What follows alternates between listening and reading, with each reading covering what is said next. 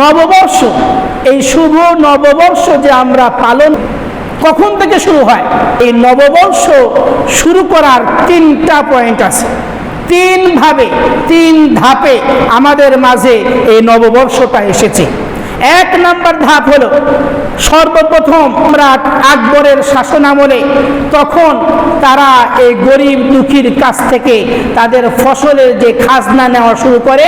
খাজনা নেওয়ার পর এই বৈশাখ মাসের 1ম তারিখ, বাংলার বছরের 1ম তারিখে তারা মিষ্টি কিনে ওই গরিব দুঃখীদেরকে খাওয়ায় আর বলে যে আমরা যে খাজনাগুলা পেলাম, আমরা আর্থিকভাবে আজকে স্বাবলম্বী হয়েছি, তোমরা আমাদেরকে খাজনা দিয়েছো, এই খাজনা দেওয়ার কারণে আমরা আজকে তোমাদেরকে মিষ্টি মুখ করাচ্ছি।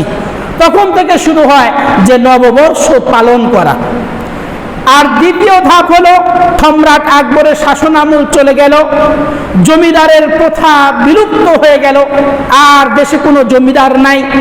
তখন শুরু হলো ব্যবসায়ীরা তারা হালখাতার মাধ্যমে এই নববর্ষ পালন করে।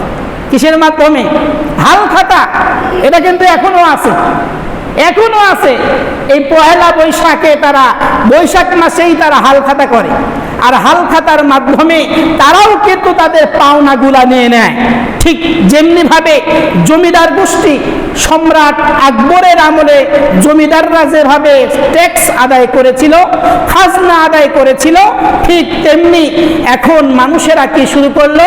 হালখাতার মাধ্যমে যার সারা বছরের বাকি পড়ে থাকা টাকাগুলি যখন আদায় করার পরে মিষ্টি মুখ করায়। তো এই যে দ্বিতীয় ধাপ, নববর্ষ পালিত শুরু হলো ওই পহেলা বৈশাখে হালখাতার মাধ্যমে। এখন আসেন 3 নাম্বার ধাপ, যেটা এখন বর্তমানে বিদ্যমান, যেটা আমরা শোভাযাত্রা, মঙ্গল যাত্রা বলে একটা বিশাল যাত্রা করি বিভিন্ন চিত্র নিয়ে। এইটা কখন থেকে শুরু হলো?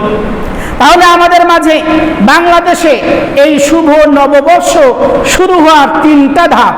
1 নাম্বার ধাপ হলো সম্রাট আকবরের শাসনামলে ট্যাক্স এবং খাজনা আদায়ের মাধ্যমে। 2 নাম্বার হলো যে মানুষেরা, ব্যবসায়িক যারা, তারা হালখাতার মাধ্যমে এই শুভ নববর্ষ শুরু করে।